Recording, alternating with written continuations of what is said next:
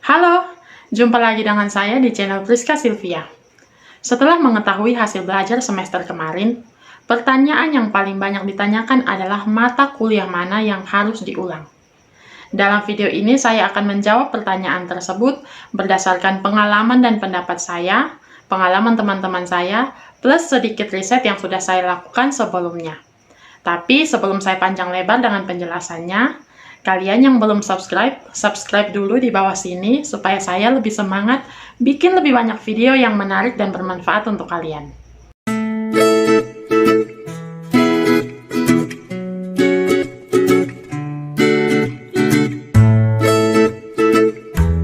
Beberapa hari belakangan ini, setelah mengetahui nilai semester lalu dan selama masa registrasi masih dibuka, banyak mahasiswa bertanya-tanya mengenai mana yang harus diulang. Ada yang bertanya, "Kak, saya dapat E, apakah harus langsung saya ulang sekarang?" Ada juga yang bertanya, "Kak, saya dapat D, apakah itu harus diulang?" Ada juga yang bertanya, "Kak, saya dapat C atau C-, apakah itu sudah cukup?" Dan banyak pertanyaan lain yang intinya menanyakan mata kuliah mana yang harus diulang. Nah, saya berusaha menjawab pertanyaan tersebut dengan membagi mata kuliah yang sudah dijalani berdasarkan nilainya itu ke dalam 4 kelompok yang akan saya bahas satu persatu. Kelompok yang pertama adalah kelompok mata kuliah yang harus diulang. Mata kuliah yang masuk dalam kelompok ini adalah mata kuliah yang mendapat nilai E. Mengapa harus diulang? Karena nilai E artinya tidak lulus. Kuliah kalian tidak akan selesai kalau masih ada mata kuliah yang mendapat nilai E. Jadi meskipun IPK kalian sudah 3, sekian, tapi masih ada satu saja mata kuliah yang mendapat nilai E, kalian tidak akan terjaring yudisium.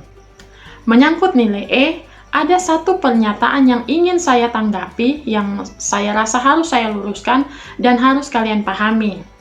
Ada mahasiswa yang protes, "Kak, kemarin saya ikut tuton dengan rajin. Ujian saya sudah saya kerjakan yang menurut saya bisa saya kerjakan. Tapi, masa saya dapat nilai E, artinya tidak ada penghargaan sama sekali untuk saya." Yang harus kamu mengerti adalah nilai E itu bobotnya memang 0 alias tidak lulus. Tapi bukan berarti pekerjaan kalian itu tidak dinilai. Kalau kalian dapat nilai E, itu artinya nilai yang kalian peroleh semester lalu itu ada di interval 0 sampai 35. Atau ada mata kuliah tertentu yang intervalnya itu 0 sampai dengan 40. Nah, kalau kalian dapat nilai di antara interval itu, maka nilai akhir kalian akan E. Mungkin supaya kalian lebih paham, kalian bisa nonton video sebelumnya yang ini. Di situ saya menjelaskan mengapa kalian bisa dapat E dan solusi apa yang bisa kalian lakukan untuk memperbaiki nilai E tersebut. Intinya, mata kuliah yang mendapat nilai E adalah mata kuliah yang harus kalian ulang. Kelompok yang kedua adalah kelompok mata kuliah yang sebaiknya diulang. Yang masuk dalam kelompok ini adalah mata kuliah yang mendapat nilai D, nilai D-, D+, dan C-. Kalau ada mata kuliah yang dapat nilai seperti yang saya sebutkan itu, posisi kalian memang sudah aman. Mata kuliah tersebut statusnya memang sudah lulus. Tapi menurut pendapat saya sebaiknya kalian ulang. Mengapa sebaiknya diulang? Karena mata kuliah yang mendapat nilai-nilai seperti itu yaitu D, D+, D-, dan C-, memang sudah berstatus lulus. Tapi nilai-nilai tersebut masih ada di bawah bobot nilai kelulusan, yaitu 2,0. Dari pengalaman, ada teman saya yang seluruh mata kuliah yang diikutinya itu sudah berstatus lulus, tapi tidak terjaring untuk mengikuti tugas akhir program selama beberapa semester berturut-turut. Kok bisa begitu? Ya, karena IPK-nya tidak mencapai 2,0. Nilainya itu memang tidak ada E, semuanya sudah lulus. Tapi nilainya itu kebanyakan D, D+, C-, bahkan ada yang D-. Makanya setelah dihitung secara keseluruhan, IPK-nya tidak mencapai 2,0. Jadi untuk kalian yang kemarin bertanya, "Kak, saya dapat D, saya dapat D+, saya dapat C-, apakah saya harus mengulang?" Jawaban saya adalah sebaiknya kalian ulang. Memang kalian sudah lulus untuk mata kuliah tersebut, dan mengulang atau tidak itu hak kalian, tapi kalau menurut pendapat saya, sebaiknya mata kuliah dengan nilai-nilai tersebut diulang. Karena mata kuliah dengan nilai tersebut atau kehadiran nilai tersebut dalam daftar nilai kalian bisa mempengaruhi IPK kalian. Kelompok yang ketiga adalah kelompok mata kuliah yang boleh diulang. Yang masuk dalam kelompok ini adalah mata kuliah yang dapat nilai C, C+, dan B-. Mata kuliah yang dapat nilai ini sebenarnya sudah dinyatakan lulus dengan nilai yang bisa dikatakan baik.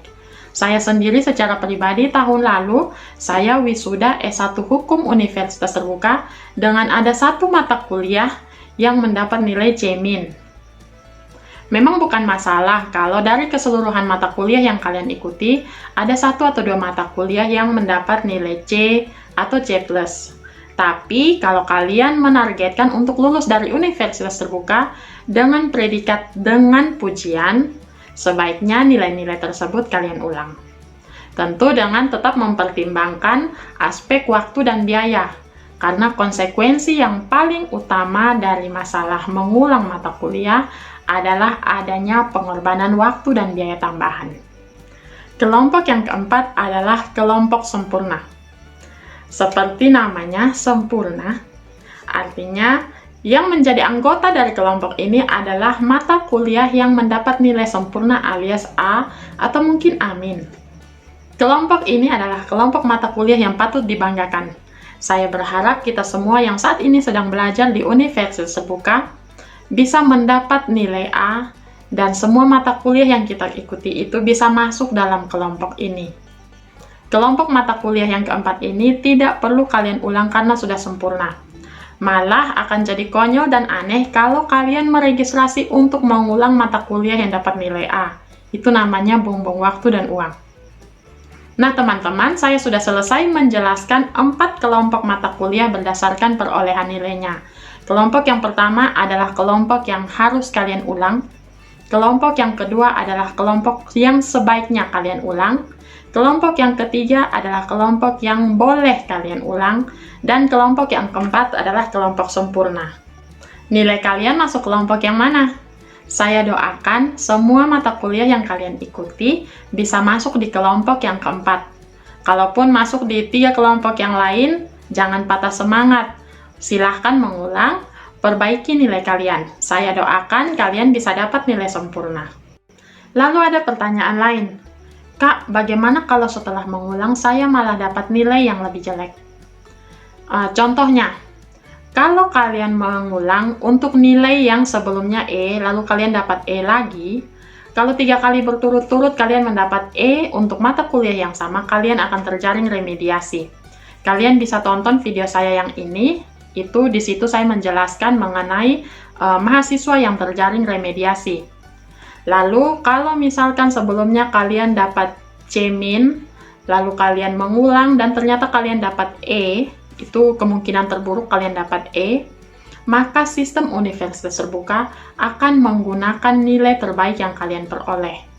Jadi, kalau setelah kalian dapat C- atau C+, kalian mengulang, kalian dapat nilai E, maka secara otomatis sistem akan tetap menggunakan nilai sebelumnya yang lebih baik, yaitu C. Semoga penjelasan saya dalam video ini bisa menjawab pertanyaan kalian, teman-temanku mahasiswa Universitas Terbuka, tentang mata kuliah mana yang harus kalian ulang atau mata kuliah mana yang sebaiknya kalian ulang. Semoga setelah menonton video ini kalian sudah tidak bingung, kalian sudah bisa memutuskan dengan pasti mata kuliah mana yang ingin kalian ulang semester ini. Kalau sudah memutuskan, kalian bisa langsung registrasi untuk mata kuliah yang ingin kalian ulang semester ini. Untuk kalian yang masih bingung caranya, kalian bisa nonton video saya yang ini, ada tutorialnya di situ, dan setelah registrasi jangan lupa dilunasi.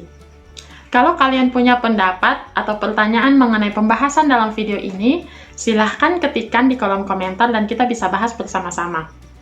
Lalu, sebelum saya akhiri video ini, seperti biasa, saya minta dukungan kalian.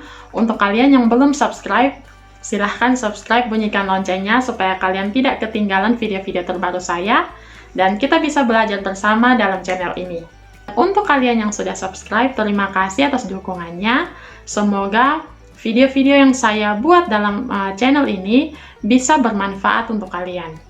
Oke teman-teman, video ini saya sudahi di sini. Salam sehat, salam semangat selalu, dan sampai jumpa di video selanjutnya.